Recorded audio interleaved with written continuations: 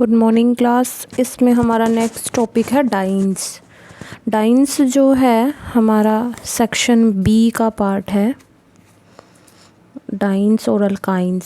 Section A में हमने alkenes, arenes and aromaticity complete कर लिया है, ठीक है। और डाइन्स सेक्शन बी का पार्ट है। और डाइन्स नाम से ही पता लग रहा है, डाई मतलब टू, इन मतलब डबल बॉन्ड, जिसमें दो डबल बॉन्ड होंगे। ऐसे हाइड्रोकार्बन जिसमें जिस मॉलिक्यूल के अंदर दो carbon carbon double bond present होंगे ही होंगे, ठीक है, इसलिए इनको डाइन्स बोल रहे हैं। अनसैचुरेटेड है बिकॉज इसमें डबल बॉन्ड है। अब इनकी क्लासिफिकेशन कैसे करोगे? अब डबल बॉन्ड तो तीन तरीके से इसमें प्रेजेंट हो सकते हैं। दो तो हमने पढ़े भी हुए हैं, एक तो आइसोलेटेड डबल बॉन्ड्स और एक आपके कॉन्जुगेटेड डबल बॉन्ड्स, ठीक है। और थर्ड इसमें न्यू टाइप है कॉम्युलेटेड। कॉम्युलेटेड को हम एलीन्स भी बोल देते हैं इनको, ठीक है, और कम्युलिन्स भी बोल देते हैं। एलीन्स वैसे इनका बड़ा फेमस सा नाम है।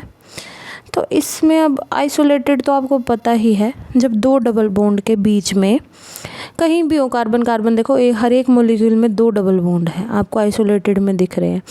एक ये रहा और एक ये रहा, पर इनके बीच में अल्टरनेट सिंगल डबल बॉन्ड नहीं है।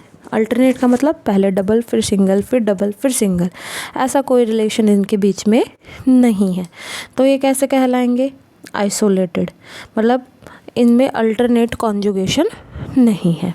इसके अपार्ट फ्रॉम दैट कॉन्जुगेटेड कौन से होंगे? जिनमें ऐसा रिलेशन होगा सिंगल डबल सिंगल। देखो यहाँ पे ये डबल फिर सिंगल फिर डबल, तो इसको क्या बोलोगे? कॉन्जुगेटेड। हमने बहुत डिटेल में पढ़ा हुआ है, बेंजीन का जब स्ट्रक्चर पढ़ा था लास्ट सेमेस्टर में, 1,3-ब्यूटाडाइन, ठीक है, ये वही है कॉन्जुगेटेड डाइन्स, ठीक है।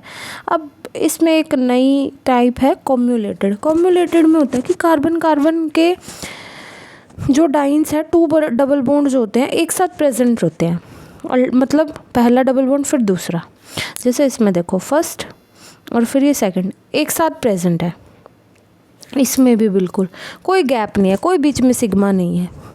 अगर आपके दोनों डबल बॉन्ड बिल्कुल सक्सेसिव मोड में प्रेजेंट हो, मतलब एक के बाद एक हो, तब आप उसको क्या कहलाओगे? कॉम्युलेटेड डाइन्स, या फिर एलीन भी बोल देते हैं इनको, ठीक है। नॉमेनक्लेचर देखो आप आइसोलेटेड का कर लोगे, जैसे आप IUPAC में करते हैं 1 2 3 4 नंबरिंग करके डबल बॉन्ड को। जैसे इसने डबल बॉन्ड की पोजीशन पहले बता दिया, आप बीच में भी लिख सकते हो, कोई समस्या नहीं है, ठीक है। उसके बाद आइसोलेटेड को भी आप IUPAC के अकॉर्डिंग नेम लिख लोगे, बट कॉम्युलेटेड में कैसे लिखोगे? कॉम्युलेटेड में मान लो आप एक एग्जांपल ले लेते हैं, ये है कुछ ऐसा CH2 double bond C double bond CH CH3। अब इसका नाम लिखना है। इसका नाम के लिए आप ये देखो, ये तो कॉम्युलेटेड है, ये पूरा पोर्शन, इसको आप एलीन बोल सकते हो, कॉमन नेम ही है इसका। इसको आप क्या बोल सकते हो? एलीन। पर एलीन के साथ क्या लगी हुई है? एक मिथाइल ग्रुप, तो क्या नाम हो जाएगा इसका? मिथाइल एलीन, ठीक है। ये क्या हो जाएगी आपके? मिथाइल एलीन। अगर IUPAC की बात करें, इसी में अगर आपको IUPAC लिखना है, मान लो ये है CH2 double bond C double bond CH2, तो एक 1 पे डबल बॉन्ड है, एक 2 पे है, तो 1 2 पे डबल बॉन्ड है, 3 कार्बन है, तो प्रोप P बढ़ाएगा, ठीक है। प्रोप A लगेगा क्योंकि ये रूल होता है, ठीक है। हम A से रिप्रेजेंट करते हैं जब ये डाइन आ जाती है। तो आप एल्कीन वाले उसमें पढ़ोगे, रूल्स में, नोमेनक्लेचर में आपने पढ़ भी रखा होगा, तो प्रोपाडाइन लगेगा यहाँ पे। ये इसका कैसा नाम हो गया? Common IUPAC। कॉमन में कुछ नहीं, पूरे उस मॉलिक्यूल को जिनके बीच में डबल बॉन्ड है उनको एलीन बोल दो।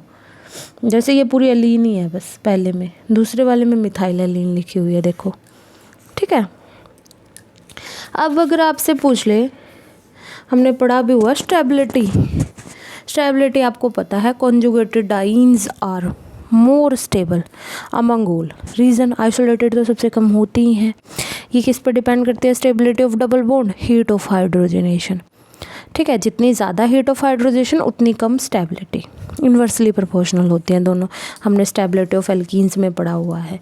तो इसमें भी जो कॉन्जुगेटेड आयंस है वो ज़्यादा स्टेबल करेंगी। रीज़न क्या है? Due to delocalisation of electron, या रेजोनेंस भी बोल सकते हो इसको। ठीक है, उसके बाद है स्ट्रक्चर ऑफ 1,3-ब्यूटाडाइन। हमने पहले भी पढ़ा है, एक बार फिर देख लेते हैं। देखो ये 1,3-ब्यूटाडाइन है। इसमें क्या हो सकता है कि ये पाई बॉन्ड यहाँ आ जाए, आ गया जी यहाँ, तो इस पे पॉजिटिव चार्ज आएगा। ठीक है, यहाँ पाई बॉन्ड आ जाएगा और ये बॉन्ड यहाँ से शिफ्ट होगा तो इसके ऊपर कैसा चार्ज आ जाएगा? नेगेटिव, सेपरेशन ऑफ चार्ज हो गई। इसका उल्टा भी हो सकता था। उल्टा कैसे? कि ये वाला पाई बॉन्ड यहाँ शिफ्ट कर जाए, ये यहाँ आ जाए, तब आपका ये वाला स्ट्रक्चर बन जाएगा। ठीक है, तो दोनों ही आपके केसेस में दोनों तरफ से बॉन्ड आपके डबल बॉन्ड क्या कर सकते हैं? रन कर सकते हैं। तो दो रेजोनेटिंग स्ट्रक्चर ये हो गए, एक आपका न्यूट्रल वाला, दो आपके चार्ज्ड वाले। अगर मैं इनकी स्टेबिलिटी पूछूं which one is more stable out of 1, 2 and 3, तो आप मुझे ईजिली बता सकते हो कि जो थर्ड वाला है या सेकंड वाला है वहाँ पे तो सेपरेशन ऑफ चार्जेस है, मतलब वो न्यूट्रल नहीं है। हमने पढ़ा है कि कौन सा रेजोनेटिंग स्ट्रक्चर सबसे ज़्यादा स्टेबल होता है? जिसके ऊपर चार्ज सेपरेशन सबसे कम होती है, जैसे कि फर्स्ट वाला लिखा हुआ आगे लैंग्वेज में, structure 1 is more stable due to no separation of charges. मतलब यहाँ पे कोई सेपरेशन ऑफ चार्ज नहीं है आपको यहाँ पे कोई ना पॉजिटिव ना नेगेटिव, जबकि सेकंड और थर्ड में आपके सेपरेशन ऑफ चार्जेस दिख रहे हैं। तो मोर कंट्रीब्यूटिंग स्ट्रक्चर कौन सा हो गया आपका रेजोनेंस के प्रति? फर्स्ट वाला। ठीक है, उसके बाद है इसका ऑर्बिटल स्ट्रक्चर। ऑर्बिटल स्ट्रक्चर में आपको पता ही है कार्बन जो है हमारा क्या कॉन्फ़िगरेशन होती है? 1s2 2s2 2p2। ठीक है, तो फिर ये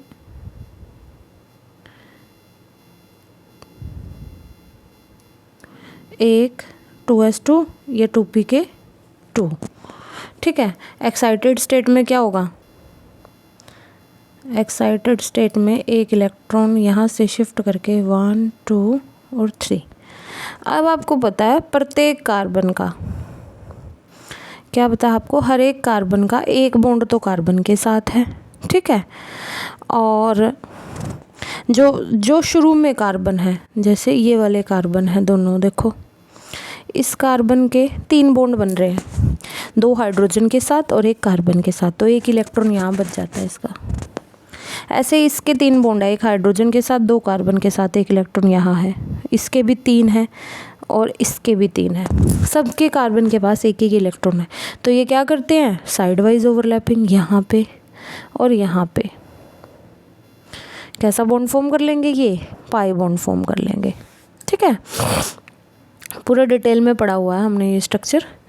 ठीक है, ऑर्बिटल अगर हम देखें कि जो पाई इलेक्ट्रॉन क्लाउड है वो डिलोकलाइज्ड है पूरे के पूरे मॉलिक्यूल के ऊपर, above the plane and below the plane क्या है आपके?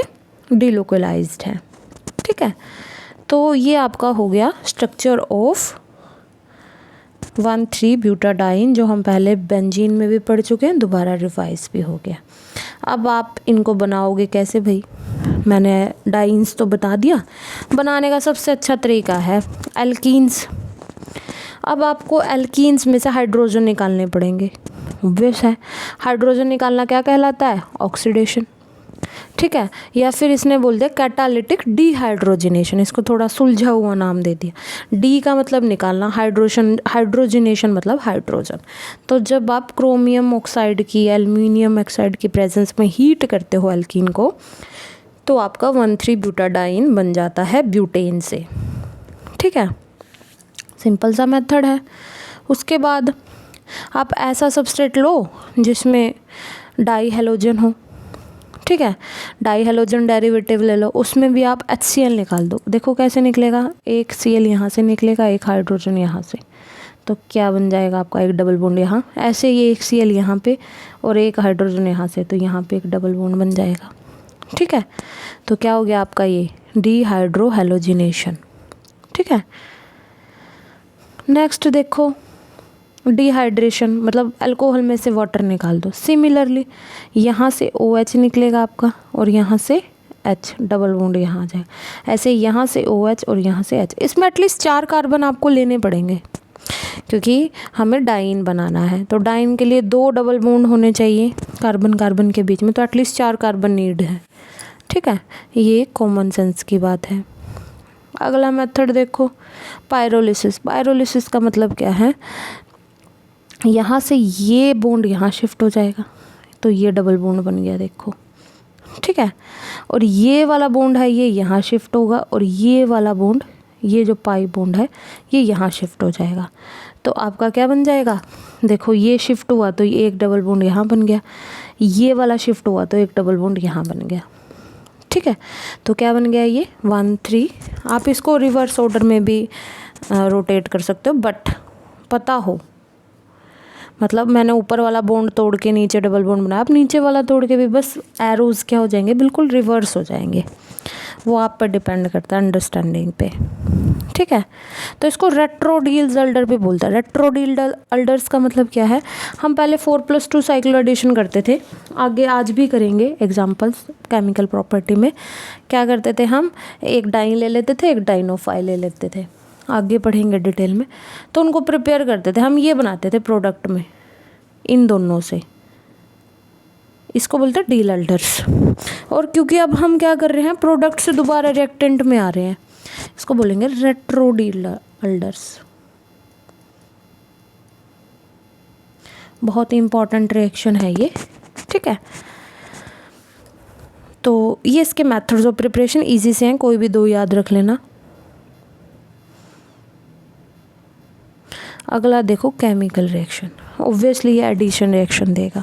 एडिशन भी कैसी देगा, न्यूक्लियोफिलिक या इलेक्ट्रोफिलिक। एल्कीन कैसे देता था, इलेक्ट्रोफिलिक, क्योंकि पाई बॉन्ड है तो ये इलेक्ट्रॉन रिच है, इलेक्ट्रॉन रिच है तो आसानी से इलेक्ट्रॉन दे सकता है। अब जो एडिशन है ना, ये समझने की बात है। कोई भी चीज़ ऐड करोगे, देखो ये डबल बॉन्ड है 1 2 3 4, या तो ये 1 और 2 पोजीशन पे ऐड होगा ब्रोमीन, इसको बोलेंगे 1-2 एडिशन। ठीक है, या फिर ये 1 और 4 पे ऐड होगा, इसको बोलेंगे 1-4 एडिशन। 2 तरह के एडिशन शो करता है, 1-2 भी और 1-4 भी, क्योंकि डबल बॉन्ड तो दोनों है। इसका रीज़न क्या है, इसका रीज़न है कि जो हमारा इसका इंटरमीडिएट बनता है, या फिर आप कह सकते हो जो इसका कार्बोकटायन बनेगा यहाँ पे, वो क्या बनता है, 1-2 भी बन जाता है और 1-4 भी बनता है। बनता कैसे है देखो, जैसे ये देखो, हमने 1,3-ब्यूटाडाइन ले लिया, यहीं से ले लिया ये। अब जैसे ये ब्रोमीन लगेगा, क्या बनेगा, CH2 डबल बॉन्ड CH, एक CH2 पे लग जाएगा ब्रोमीन एक पोजीशन पे तो हर बार लगेगा, यहाँ पॉजिटिव चार्ज आ जाएगा। अब क्या, ये रेजोनेंस स्टेबलाइज्ड है भाई, कैसे, ये पाई बॉन्ड यहाँ शिफ्ट हो जाएगा तो दूसरा भी बन जाएगा आपका 1-4 वाला भी। क्या बनेगा 1-4 वाले में, CH2 CH double bond CH2 Br, और अब पॉजिटिव चार्ज कौन सी पोजीशन पे आ जाएगा, 4 पोजीशन पे, 1 और 2, और ये 1 और 4। समझ में आई बात। तो ये दोनों ही कार्बोकटायन बनते हैं आपके, 1-2 भी बनता है और 1-4 भी बनता है, जिसकी वजह से आपका देखो क्या बन रहा है, यहाँ पे ये 1-4 बनाया है इसने, फिर इसने प्रोडक्ट बना दिया कि जो डेल्टा पॉजिटिव चार्ज है वो 2 पे भी एग्जिस्ट करता है और 4 पे भी एग्जिस्ट करता है, जिसकी वजह से आपका जो प्रोडक्ट हैं वो दोनों। अब कब कौन बनेगा जी, ये कैसे पता लगेगा, वो आपको डिटेल में पता लगेगा। अब यहाँ पे आप, वहाँ पे तो आपने क्या ऐड किया था, ब्रोमीन दोनों, तो कोई भी कहीं लगा दो। अब अगर मान लो HCl है, HCl में तो हाइड्रोजन आपका इलेक्ट्रोफाइल है, H पॉजिटिव। ठीक है, तो ये तो 1 पोजीशन पे आ जाएगा। ये Cl बचेगा, Cl कहाँ आएगा, 2 पे भी आ सकता है और 4 पे भी आ सकता है, 1-2 एडिशन भी हो सकती है और 1-4 भी एडिशन हो सकती है। ठीक है, तो अब कौन सा कब बनेगा, ये हम नेक्स्ट क्लास में देखेंगे। आप एक बार 1 to 1 4 एडिशन देखो। अब इस पे फैक्टर डिपेंड करते हैं ये टेम्परेचर पे, वो नेक्स्ट क्लास में देखेंगे। Thank you so much.